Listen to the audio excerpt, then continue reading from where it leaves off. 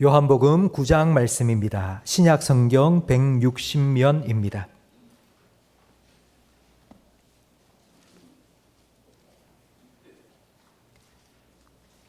요한복음 9장 1절부터 3절까지 우리 다 함께 한 목소리로 읽겠습니다. 예수께서 길을 가실 때에 날 때부터 맹인된 사람을 보신지라. 제자들이 물어 이르되 라삐여, 이 사람이 맹인으로 난 것이 누구의 죄로 인함이니이까? 자기니이까 그의 부모니이까? 예수께서 대답하시되 이 사람이나 그 부모의 죄로 인한 것이 아니라 그에게서 하나님의 하시는 일을 나타내고자 하심이라. 아멘. 우리 광고에 나온 것처럼 지난 목요일 대구 북구청 건축 심의가 잘 통과되었습니다. 3월 말에 심의가 한 번 있었는데 그때는 통과 못했습니다.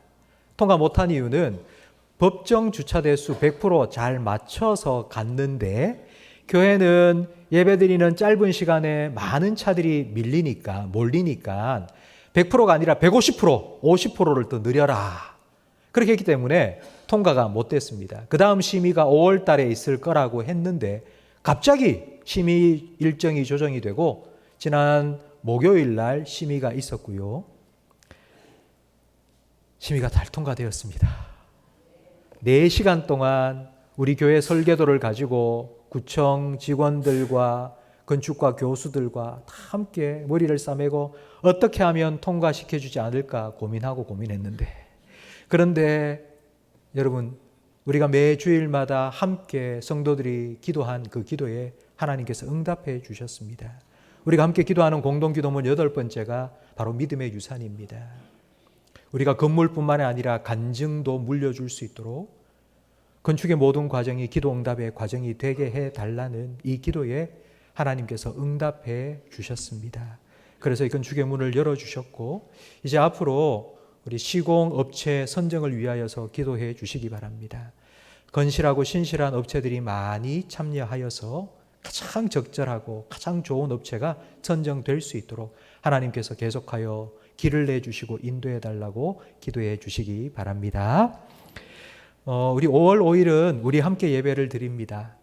이제 이곳에서 마지막으로 드리는 우리 전교인 예배입니다. 아마 우리 성도님들 중에는 우리 자녀들이 직장 생활 때문에 멀리 가기 전에 시집 장가 가서 타 지역으로 가기 전에 함께 여기서 예배 드렸는데 아마 그런 분이 계실 텐데요. 그분들이 계신다면 자녀들을 초대하세요. 이제 너희가 어릴 때 함께 신앙생활했던 교회에서 우리 마지막으로 함께 온 가족이 드릴 수 있는 예배다. 그래서 5월 5일, 5월 6일 연휴입니다. 월요일도 대체 공휴일이니까요. 그래서 다 함께 참여하여서 예배드리고요. 그리고 5월 한 달 동안에는 우리 교회를 배경으로 해서 가족 사진 촬영도 함께 할 겁니다. 많이 신청해 주시고요. 그리고 5월 5일 우리 함께 예배를 마친 후에는 이제 딱 한 번 예배를 드립니다. 10시 30분에 다 예배를 드리고 11시 반에 모든 성도님들이 다 함께 버스를 타고 빌리지로 이동을 해서 거기서 우리 함께 친목회를 가집니다. 이번 친목회에는 우리가 삼겹살 파티를 할 겁니다. 그러니까 기대하시고요. 많이 참석해 주시기 바랍니다. 우리 좌우에 계신 분과 인사 나누겠습니다. 잘 오셨습니다. 은혜 많이 받으세요. 예수님과 제자들이 길을 가다가 날 때부터 앞을 보지 못하는 장애인을 만났습니다. 그때 제자들이 그 장애인에 대해 예수님께 질문했습니다. 예수님, 저 사람의 장애는 누구 때문입니까? 그 사람이 엄마 뱃속에 태아에 있을 때 죄를 지었기 때문입니까? 그게 아니면 부모가 그 아이를 임신하고 있을 때 죄를 지었기 때문입니까? 여러분은 길을 가다가 장애인을 만났을 때 무슨 생각하십니까? 길을 가는데 장애인이 앞으로 걸어오고 있습니다. 그 장애인을 만났습니다. 그럼 여러분 어떤 마음을 가지십니까? 도대체 제자들은 어떤 생각을 하고 살았길래 장애인을 만났을 때에 도대체 누구 죄 때문에 저런 장애가 있는 겁니까? 라고 묻는 걸까요? 제자들의 마음속에는 저 사람이 분명히 죄를 지었기 때문에 그 결과로 장애가 있을 거라는 인과응보의 생각이 꽉 차 있었던 것입니다. 이런 생각을 갖고 사는 사람들이 의외로 많습니다. 하루아침에 재산 다 잃고 10명의 자녀도 다 죽어서 죽을 만큼 고통스러워하는 욥에게 친구들이 찾아와서 하는 말이, 야, 네가 죄를 지었으니까 이렇지. 곰곰이 생각해봐. 네가 무슨 죄를 지었는지 생각해보고 회개해. 윽박질렀습니다. 어떻게 이게 사람이 할 말입니까? 크리스마스 캐럴에 나오는 스크루지 영감, 그 사무실에서 일하는 직원이 크리스마스가 다 됐는데 너무 가난해서 아이들한테 선물도 줄 수가 없어서 좀 가불 해주세요. 봉급 좀 일찍 주세요. 도와주세요. 라고 말했는데 스크루지는 단칼에 잘랐습니다. 안 돼. 네가 가난한 건 네가 게을러서 그런 거야. 너는 도와줄 가치도 없어. 여러분, 가난한 사람, 병든 사람, 장애를 가진 사람에게는 다 그만한 이유가 있을 거라고 생각하는 사람들이 너무 많습니다. 이런 인과응보는 예수님께서 그렇게 신랄하게 비난하셨던 율법주의자들의 생각과 너무 비슷합니다. 율법주의자들은 율법을 지키면 복을 받고 안 지키면 벌을 받는다고 가르쳤습니다. 그 말은 복을 받고 벌을 받는 건 사람이 하는 일에 달려 있다는 의미입니다. 고통의 원인은 사람이 잘못 살아서고 형통의 이유는 그 사람이 잘 살았기 때문이라는 것입니다. 얼핏 들으면 맞는 말인 것 같죠? 틀린 말이 아닌 것 같죠? 그런데 이 율법주의적인 사고의 문제점은 하나님이 하시는 일이 심판이라고만 생각하도록 만드는 것입니다. 물론 하나님은 심판하십니다. 그러나 하나님은 심판만 하시지 않습니다. 히브리서 4장 말씀처럼 때를 따라 돕는 은혜를 얻기 위하여 은혜의 보좌 앞에 나오라고 말씀하셨습니다. 하나님은 심판의 보좌에 앉아 계시는 분이 아니라 은혜의 보좌에 앉으셔서 은혜가 필요해서 나오는 자에게 은혜를 베풀어 주시는 분, 은혜의 하나님이라고 말씀하고 있습니다. 그런데 율법주의자들은 하나님은 심판의 보좌에만 앉아 있다고 오해하도록 만듭니다. 마치 이런 거죠. 시험을 치는데 시험 감독관이 매의 눈을 가지고 살핍니다. 우리는 그 시험 감독관 앞에서 인생이라는 시험지를 받아들고 끙끙거리면서 문제를 풉니다. 인생의 시험 문제를 다 풀고는 그걸 제출하면 시험 감독관이 딱 받아들고 채점을 합니다. 너는 불합격, 너는 합격. 너는 천국 가고 너는 지옥 가. 하나님을 이렇게 믿도록 만드는 겁니다. 성도 여러분, 여러분 혹시 이런 하나님을 믿고 계시지 않습니까? 여러분이 믿고 있는 하나님이 혹시 이런 분은 아닙니까? 그렇다면 여러분이 만약 이런 하나님을 믿고 있다면 여러분은 이런 하나님 앞에서 어떤 판결을 받으실 것 같습니까? 너는 합격이니까 천국 가라. 하나님이 그렇게 판결을 내리실 것 같습니까? 아니면 넌 안 되겠다. 넌 지옥이다. 너는 불합격이다. 이런 판결을 받을 것 같습니까? 하나님께서는 우리가 한 일로 심판하시는 것이 아니라 하나님께서 하신 일로 말미암아 우리를 구원해 주셨습니다. 우리가 한 일은 죄입니다. 그러나 하나님께서는 우리의 죄를 대신해서 하나밖에 없는 예수님을 십자가에 내어주시고 우리의 죄값을 대신 지불해 주셨습니다. 이렇게 하나님 우리를 사랑하시고 우리에게 은혜를 베푸시는 분입니다. 그렇다면 오늘 본문에 선천성 시각장애인, 왜 이 장애인처럼 우리의 인생에는 아픔과 고통이 있는 걸까요? 하나님이 우리를 사랑하신다는데, 하나님 우리에게 은혜를 베푸시는 분이라는데, 그럼 왜 우리에게 이런 아픔과 고통이 찾아오는 걸까요? 자기의 죄 때문이나 부모의 죄 때문이 아니라면 도대체 이런 아픔과 고통은 왜 우리에게 찾아오는 걸까요? 그 질문에 대한 예수님의 대답이 3절 말씀에 나옵니다. 우리 3절을 함께 읽겠습니다.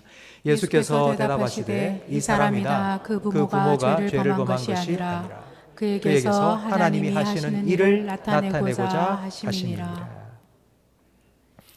예수님이 대답하신 이 대답은 이런 의미입니다. 야, 네 질문이 잘못됐다. 누구 죄 때문이냐 이렇게 묻지 마.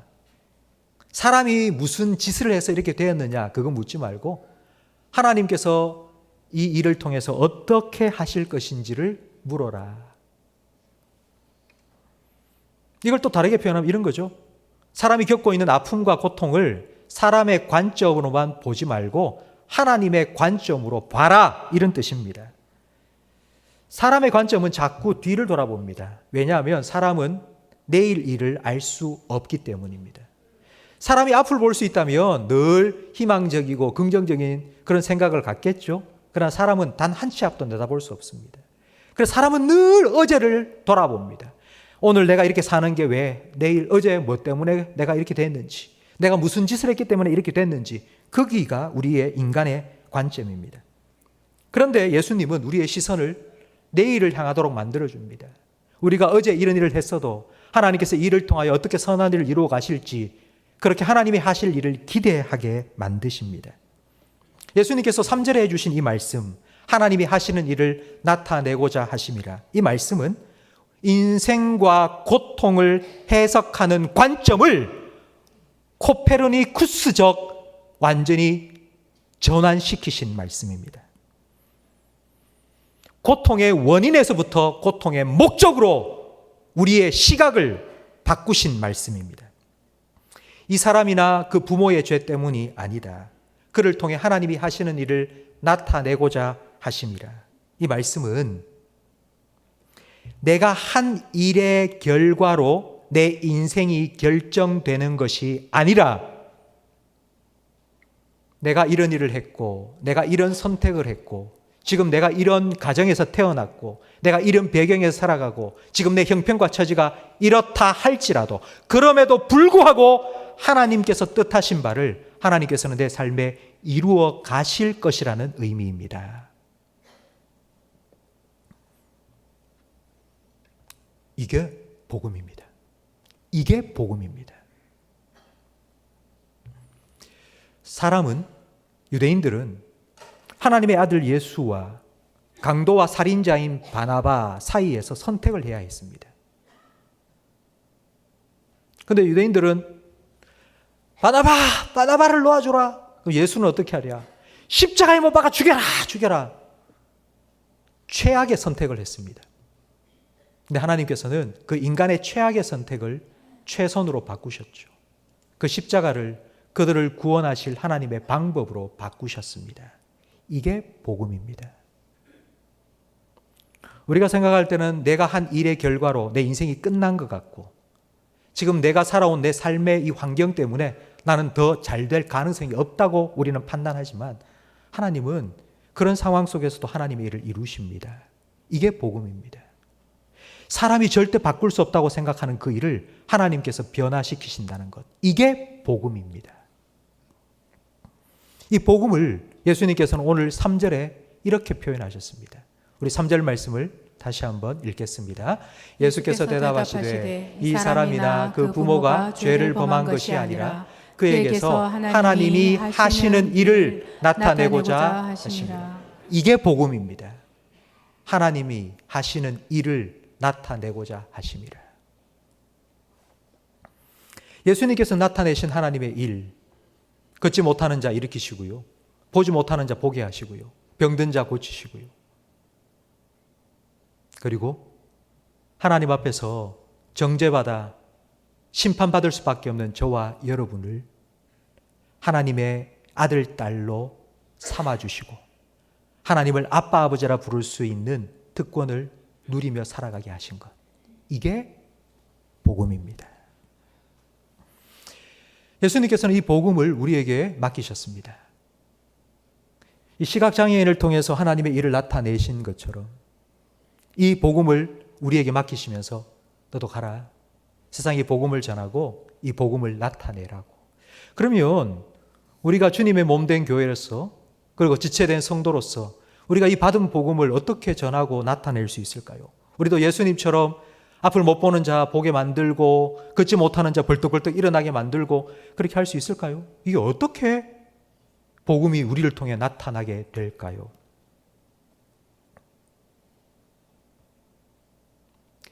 성도 여러분, 오늘이 무슨 날인지 아십니까? 제 생일은 아닙니다. 오늘이 무슨 날인지 힌트를 우리 믿음 찬양대가 줬습니다. 우리 찬양대가 찬양한 나라는 찬양은 송명희 시인이 쓴 시로 만든 찬양입니다. 송명희 시인은 여러분이 잘 아시다시피 지체장애 1급입니다. 자기 혼자서는 아무것도 할 수 없습니다. 겨우겨우 입에 펜을 물고 자판을 두들겨서 시를 쓰는 분입니다. 그분이 쓴 찬양을 왜 오늘 우리 믿음 찬양대가 했을까요? 그렇습니다. 오늘은 장애인의 주일이기 때문입니다. 왜 오늘 장애인의 주일일까요? 어제 4월 20일이 나라에서 정한 장애인의 날이기 때문입니다. 제가 일부 예배 때도 물었어요. 혹시 오늘이 무슨 날인지 아십니까? 어제가 무슨 날인지 아십니까? 물었더니만 딱 한 분이 대답하시더라고요. 그런데 2부 예배 때는 아무도 대답을 안 하신 건지 못 하신 건지. 여러분 집에 가셔서 우리 교회에서 나눠드린 달력을 보십시오. 그 달력에 4월 21일 주일 밑에 장애인 주일이라고 적혀 있습니다. 1981년 유엔은 그 해를 장애인의 해로 정했습니다. 그리고 그때부터 우리나라는 4월 21일 장애인의 날로 지정했습니다. 왜 4월 20일일까요? 장애인의 날을 정하기 위해서 장애인들이 함께 모여서 행사를 해야 되는데 장애인들이 오기에 편한 날, 따뜻한 봄날에 비도 오지 않아야 되겠는데 그래서 정부에서 장애인 날을 정하기 위해서 기상청에 의뢰를 했습니다.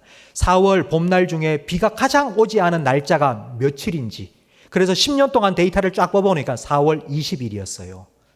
그래서 4월 20일을 장애인의 날로 정한 것입니다. 장애인의 날은 정해졌지만 유명무실했는데 이 장애인에 대한 인식이 완전히 180도 달라지게 된 계기가 있었습니다. 그게 바로 1988년입니다. 1988년 우리나라에 어떤 일이 있었죠? 기억하십니까? 그렇습니다. 올림픽, 10월 달에 올림픽이 딱 끝나고 이어서 장애인 올림픽이 서울에 있었는데 장애인 올림픽을 본 국민들이 깜짝 놀란 거예요. 아니, 우리나라에 장애인들이 저렇게 많아? 장애인들이 그 스타디움에 꽉 차서 막 응원을 하고 있는 모습을 보면서 사람들이 깜짝 놀란 거예요. 아니, 우리나라에 장애인이 저렇게 많았어?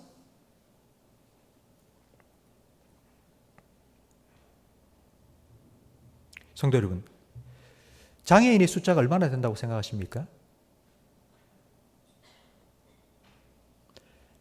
장애인의 숫자가 전 국민의 몇 프로 정도가 된다고 생각하십니까? 한 1%? 한 2%? WHO 세계보건기구에서 작년 기준에 2023년 기준에 전 세계 인구의 장애인 비율이 15%라고 했습니다. 장애인 비율이 15%라는 말은 20명 중에 3명이 장애인이라는 뜻입니다. 100명이 모여 있으면 그 중에 15명, 200명이 모여 있으면 300명, 400명이 모여 있으면 60명이 장애인이라는 뜻입니다. 그런데 우리나라의 경우 아마 여러분 장애가 있으신 분, 뭐 질병이나 이것 때문에 몸이 불편하고 그래서 장애인 등록을 하시지 않습니까? 장애 등급을 받지 않습니까? 그렇게 장애 등급을 받은 사람이 작년 2023년 기준으로 우리나라에는 총 264만 2천 명, 우리나라 전체 인구의 5.1%밖에 되지 않습니다. 전 세계가 15%인데 우리나라는 5%밖에 되지 않는 거예요. 그러면 우리나라가 참 살기 좋은 나라이기 때문에 장애인이 없는 걸까요? 아니요, 그렇지 않습니다. 장애인 등록을 하기 위해서 나오려면 휠체어를 끌고 나와야 되는데 휠체어를 끌고 나오기에 문턱이 너무 높은 거예요. 아예 나오지를 못하는 거예요. 그렇게 힘들게 나와도 쳐다보는 사람들의 시선이 너무 따갑습니다. 그래서 숨기자, 덮자. 그래서 우리나라는 5%밖에 되지 않는다고 합니다. 우리와 함께 살아가고 있는 이 15%가 되는 장애인들, 그들을 대하는 우리의 태도는 어떤가요? 예수님을 믿고 우리는 성경을 알고 그래서 그 믿음으로 살아가고 있는데 우리가 가진 이 믿음이 장애인을 보는 우리의 시선에 어떤 영향을 주고 있습니까? 혹시 오늘 본문에 나오는 제자들처럼 우리도 장애인을 만나면 그런 생각 가지는 거 아닙니까? 저거 누구 때문에 그래 저거? 저거 왜 저래 저거? 혹시 이런 생각을 여러분도 혹시 갖고 있지는 않습니까?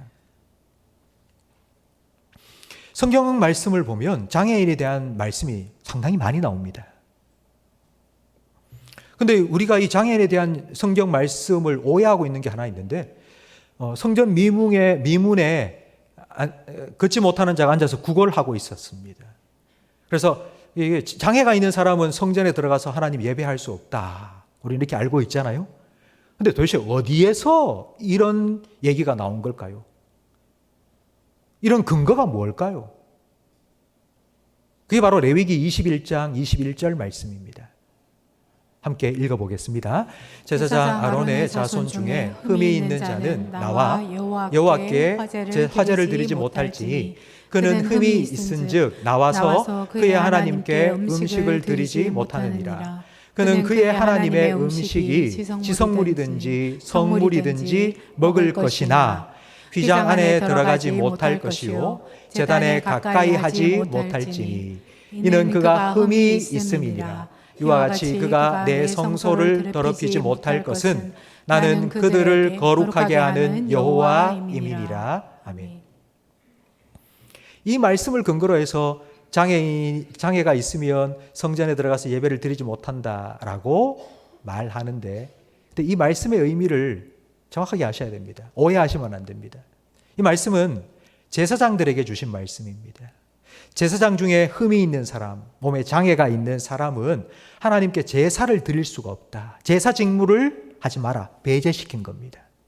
하지만 그 제사를 드리고 나오는 성물, 지성물, 그건 다 먹을 수 있도록 허락해 주셨습니다. 여러분, 이건 차별이 아닙니다. 제사를 드린다는 게 어떤 것인지 상상을 해 보십시오. 양을 잡아야 됩니다. 각을 따야 됩니다. 팔다리를 잘라야 됩니다. 내장을 꺼내야 됩니다. 씻어야 됩니다. 그리고 장작에 불을 피워야 됩니다. 거기에 태워야 됩니다. 여러분, 이건 육체적으로 매우 힘든 노동입니다. 그 일을 하기에 장애인들은 너무너무 몸이 부대끼기 때문에 하나님께서 하지 말라고, 하나님께서 제외시켜 주신 겁니다. 열애시켜 주신 겁니다. 그러나 그 제사를 드리고 난 후에 물려내온 지성물과 그리고 성물은 다 나누어 먹으라고 하나님께서 허락해 주신 것입니다. 여러분, 이건 차별이 아닙니다. 제사장의 특권을 그들도 함께 누렸습니다. 그런데 이 본문을 가지고 바리새인들은, 장애인들은 성전에 들어올 수 없다고 오해하도록 만들고 잘못 가르친 겁니다. 하나님께서는 그렇게 말씀하신 적이 없습니다. 장애인들도 하나님의 은혜가 필요합니다. 그 무엇보다도 레위기 21장의 이 말씀은 영적으로 너무나도 중요한 의미가 있습니다. 온전한 자만이 하나님께 나아가 제사를 드릴 수 있다. 여러분, 이건 바로 예수님을 예표하는 것입니다. 흠이 없고 죄가 없으신 예수님만이 우리의 영원한 대제사장이 되어서 예수님께서 눈먼 자를 보게 하시고 걷지 못하는 자를 걷게 하신 그것만이 아니라 영적인 장애를 가지고 있는 우리 죄인, 저와 여러분을 위해서 그 영적인 장애인 죄를 십자가 위에서 다 사하여 주시고 하나님께로 나아갈 수 있도록 우리에게 은혜를 베풀어 주신 겁니다. 바로 예수님을 상징하는 말씀입니다. 예수님께서는 바로 이 복음으로 장애인들을, 육적인 장애이든지 영적인 장애이든지 구원하여 주셨고 회복시켜 주신 겁니다.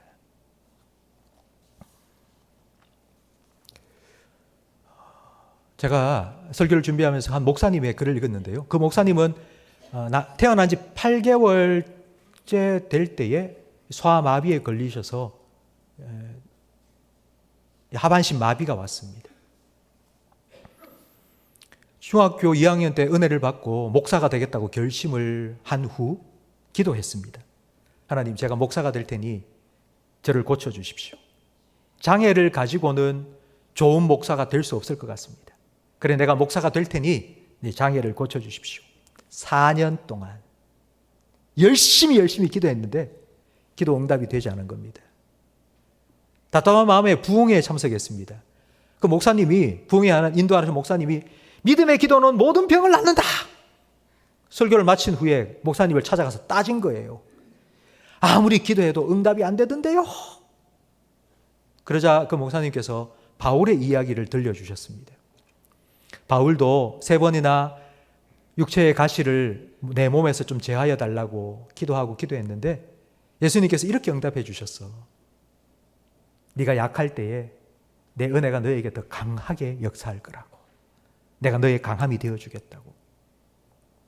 4년 동안 다리를 낫게 해달라고, 내 장애를 좀 고쳐달라고 기도한 이후에 그 목사님을 만나서 그 이야기를 딱 듣는 순간 바울에게 주신 그 예수님의 말씀이 자기의 응답이 된 거예요. 그 목사님이 그 책에 그렇게 기록을 했습니다. 나는 그 순간 내 장애가 더 이상 나의 장애가 되지 않았다. 여러분, 우리는 다 예수님이 필요합니다. 근데 저는 그 누구보다도 예수님이 필요한 분들이 바로 이 장애인들이라고 생각합니다. 이 목사님이 만난 이 예수님. 내 몸의 장애가 더 이상 나의 장애가 되지 않도록 내가 약할 때에 나의 강함이 되어주시는 그 예수님을 만나야 되지 않겠습니까? 근데 이런 예수님을 만나기 위해서 나오는 그들 앞에 장애물을 놓으면 안 되겠죠. 하나님께서는 절대로 이렇게 하지 말라고 말씀하셨습니다. 레위기 19장 14절 말씀을 함께 화면을 보면서 읽겠습니다.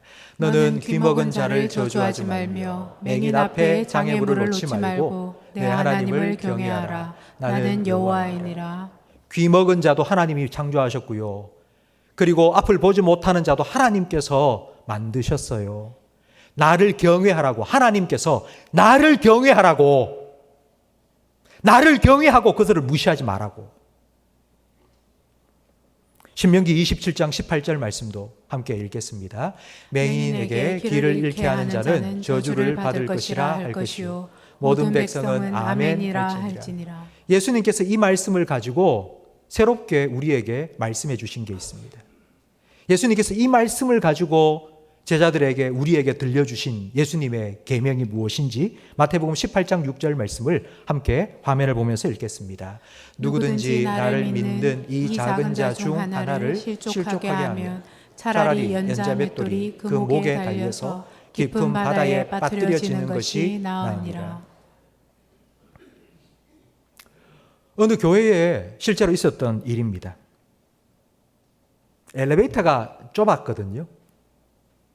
예배 시간이 되어서 성도들이 막 엘리베이터를 타기 위해서 기다리고 있는데 휠체어를 타고 오신 한 장애인이 이제 앞에 딱 기다리고 있었습니다. 좀 시간이 다 됐는데 빨리 올라가야 되는데, 근데 문이 창 열리고 기다리고 있던 휠체어를 타신 분이 안에 딱 들어갔습니다. 엘리베이터가 좁아서 다른 분이 탈 수가 없는 거예요. 그러자 막 뒤에 기다리고 있던 분 중에 한 분이, 아니 속으로 생각하면 몰라도 들리게 이렇게 얘기한 거예요. 저 뭐하러 나왔어 저거 그냥 집에 막 있지. 여러분, 이런 말을 들은 그 휠체어를 타고 오신 그분의 마음이 어땠겠습니까? 그리고 그분은 그 교회를 떠났다고 합니다.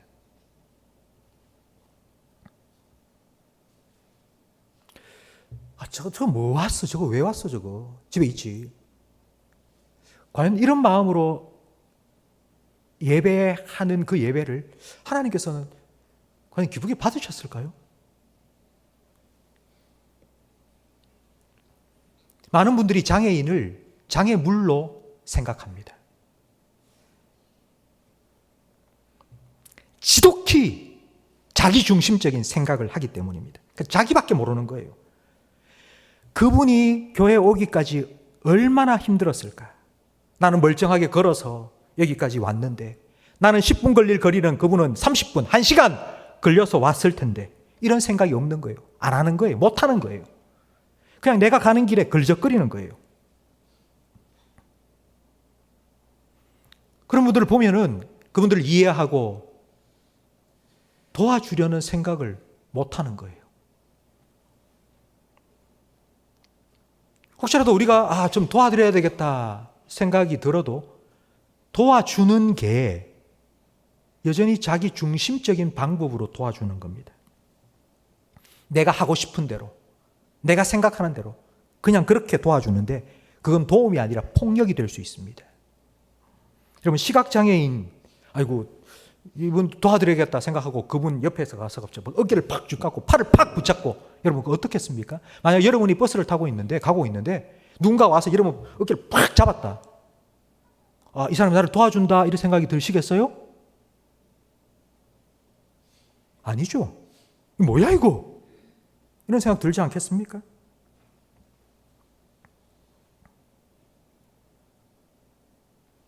정말 도와주기를 원한다면 그냥 옆에서 팔을 내줘야죠. 혹시 필요하면 붙잡으세요. 제가 옆에 있습니다. 제가 옆에 있으니까 기대고 싶으시면 기대세요. 함께 있어주고 기다려주고 그러니까 내주면 되지 않습니까?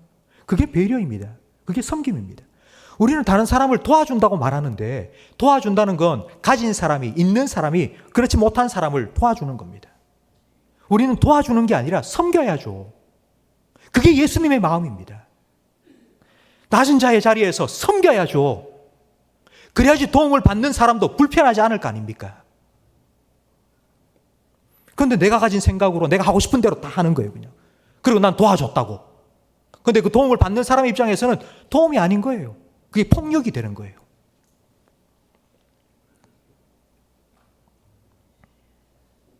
우리가 이런 마음으로, 예수님의 마음으로 정말 그분을 위해서 섬기려는 마음으로 함께 할 때에 오늘 예수님께서 말씀하신 것처럼 선천성 시각장애인 하나님이 하시는 일을 나타내기 위해서다. 그리고 그의 눈을 뜨게 해주신 것처럼 바로 이와 같은 하나님이 하시는 일들이 우리를 통해서도, 우리 교회를 통해서도 이 땅 가운데 예수님께서 이루어 가실 줄 믿습니다. 여러분, 이런 일이 실제로 어떻게 일어나게 될까요?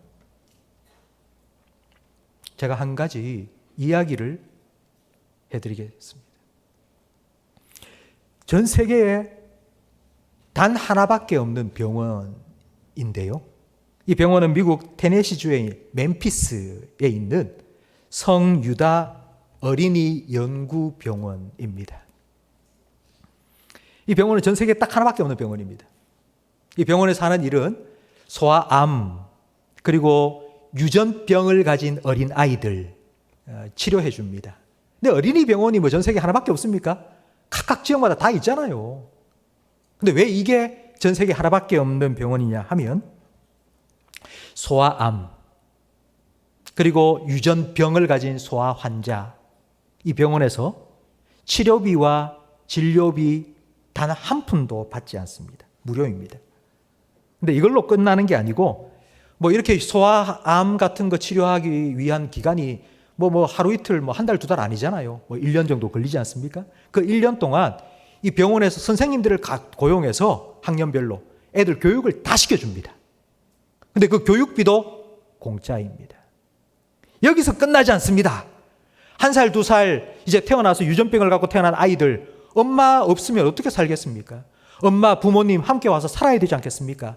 그 사택, 아파트를 다 지어놓고 거기에 엄마, 아빠도 같이 살라고 해놓고 주거비, 아파트 렌트비 공짜입니다. 그러면 도대체 이 병원을 운영하고 치료하고 그리고 교사 월급 주고 의사 월급 주고 그다음에 약 쓰고 그 돈은 어디에서 나는 걸까요? 돈은요?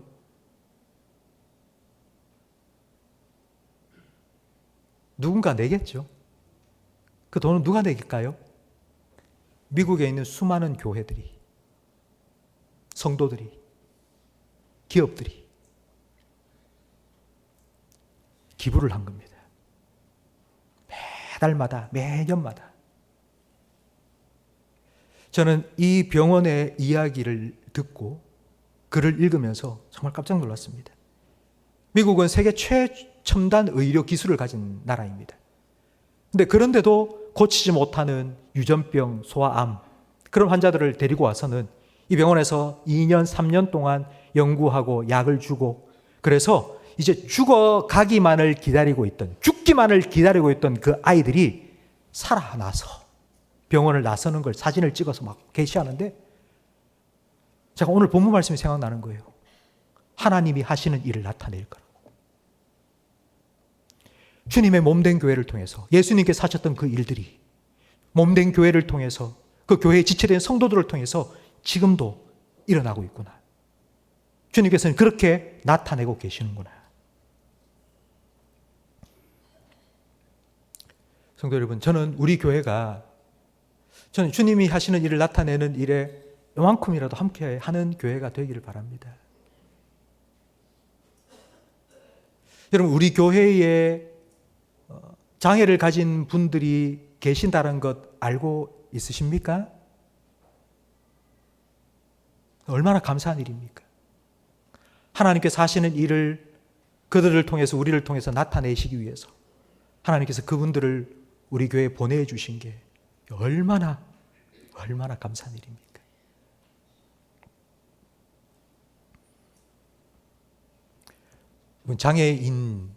장애인의 93%가 후천적 장애 때문에 장애를 가진 겁니다.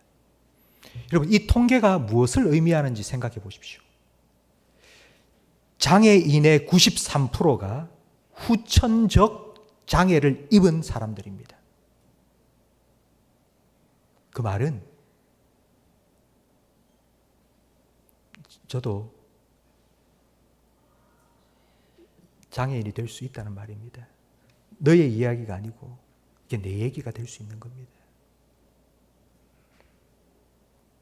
장애인의 반대가 무슨 말일까요? 장애인의 반대말은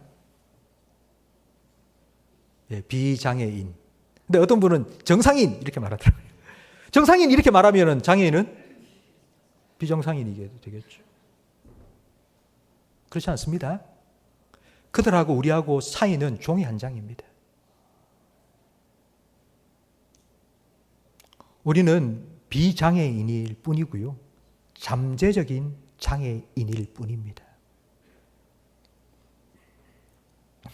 그들도 함께, 우리와 함께 하나님 예배하고 하나님 은혜에 감사하고 하나님 찬양하고 그렇게 하는 게 얼마나, 한번 상상해 보십시오.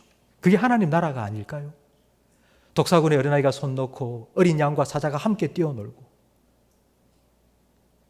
잠재적 장애인과 그리고 현실의 장애인들이 다 함께 어울려서 함께 하나님 찬양하고 예배하는 것. 성도 여러분, 우리가 장애인을 볼 때에 그의 외모만 보지 말고요, 그 안에 계시는 예수 그리스도의 형상을 볼 수 있기를 간절히 바랍니다. 그분들이 찬양을 하고 율동을 하고 성탄절날 악기를 연주하고, 그러니까 우리가 볼 때에는 좀 어설픈 것 같고 그래도요, 그분들이 그렇게 연주를 하기 위해서 준비한 그 시간은 우리가 드린 시간의 2배, 5배, 10배가 될 겁니다. 여러분, 그걸 한번 생각해 보세요. 하나님이 얼마나 기뻐하실까? 하나님께서 이들이 하나님께 나와서 같이 찬양하고 예배하는 걸 하나님은 얼마나 기뻐하실까? 우리가 그 하나님 마음을 요만큼이라도 이해하고 안다면 우리는 또 감사하고 함께 기뻐할 수 있을 겁니다. 성도 여러분, 장애인은 아무것도 못하는 존재가 아닙니다. 아직 잘하는 것을 찾지 못한 거고요, 그걸 찾을 수 있는 기회를 누군가가 주지 못한 겁니다. 그러니까 너는 못해, 너는 불쌍한 사람이야, 너는 안 돼, 그러니까 이런 생각을 꽉 가지고 있으니 내가 뭘 잘하는지 뭘 해보려는 생각조차 하지 못하는 거겠죠. 근데 하나님께서는 그들을 부르십니다. 그래, 네가 가진 그것 가지고도 네가 이렇게 살기를 원한다고, 내가 너를 위해서 가지고 있는 계획이 있다고, 내가 이 일을 이루어 갈 거라고. 그런 이야기를 우리가 얼마나 많이 알고 있습니까?